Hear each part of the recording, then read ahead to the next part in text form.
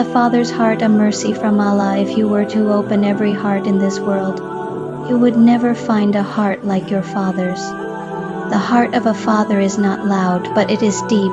It does not always speak, but it always feels. It may not always show affection with words, but it shows love through sacrifice. In Islam, the role of a father is not small. It is sacred. It is heavy. It is honored.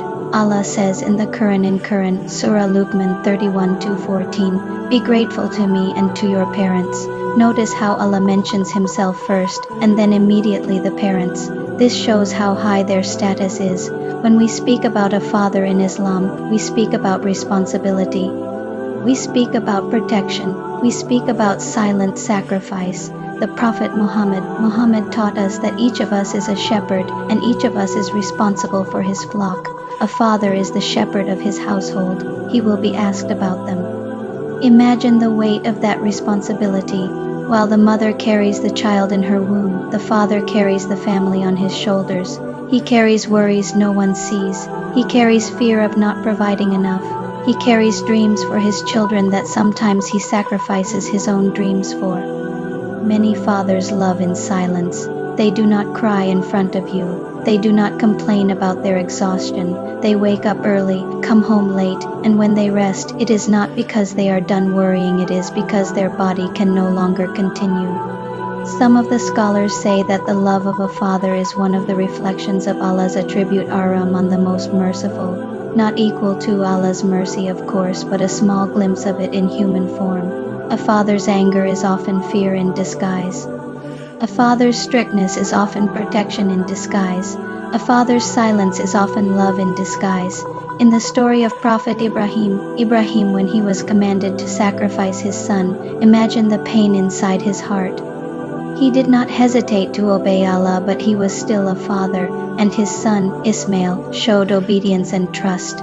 This story teaches us something powerful. The relationship between a father and child is built on faith, trust, and submission to Allah. A father in Islam is not just a provider of money. He is a provider of guidance. He is the first teacher of Tawhid.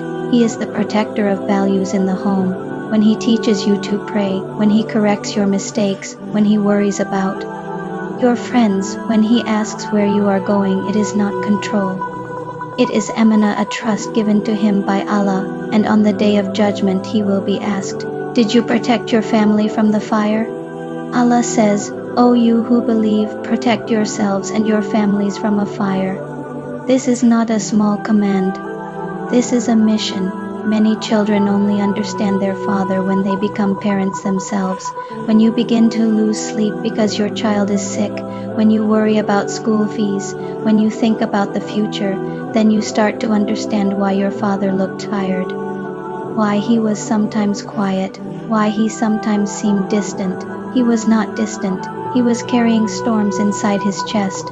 Some fathers are gentle and expressive. Some fathers are firm and reserved. But love does not always look the same. Islam does not teach us to measure love only by softness. It teaches us to measure love by sacrifice. If your father is still alive, that is a blessing many people cry for.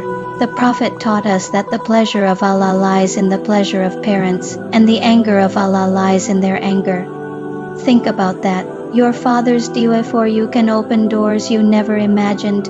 His prayer at night for your success can change your destiny. Sometimes children think, "My father does not understand me," but have you tried to understand him? Have you asked him about his childhood, his struggles, his fears, his dreams that he never achieved because he chose to prioritize you? Many fathers never say, "I am tired. I am scared. I need help," because they were raised to be strong, to endure, to stand firm. And strength in Islam is not harshness. True strength is patience. True strength is restraint. True strength is carrying responsibility without abandoning it. If your father has passed away, your duty does not end. The scholars mention that one of the ways to continue honoring your father is by making dua for him, giving charity on his behalf, maintaining ties with those he loved. A righteous child is a form of sadaqah jariyah, continuous charity for a parent. So become the dua your father needs. Become the good deed he will see when he stands before Allah. If your relationship with your father is not perfect, remember no human is perfect. Islam does not ask you to worship your father, it asks you to honor him, to speak gently, to lower your wing of humility. Allah says in the Quran, do not even say off to them, not even a word of irritation, because the heart of a father, even when strong, can break quietly, and sometimes fathers cry but alone. In sujud, asking Allah to protect their children from pain they themselves experienced, the heart of a father cannot be replaced. Friends may leave, people may change, but the love of a father is rooted in something deeper than emotion. It is rooted in responsibility and mercy. One day you may stand at his grave, or sit beside him as he grows older, and you will realize that the man who once looked like a mountain is now fragile. That is when your role begins. Just as he once held your hand when you were small, you must hold his hand when he becomes weak.